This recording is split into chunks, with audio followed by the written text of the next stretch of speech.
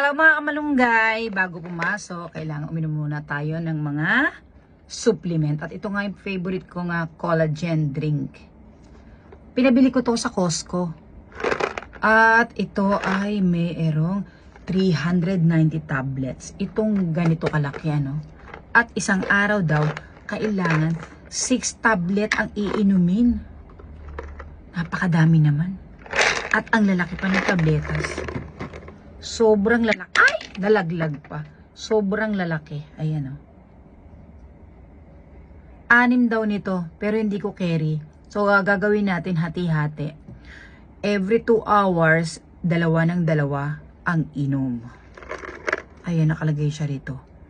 Ichinichi 6. Nandito.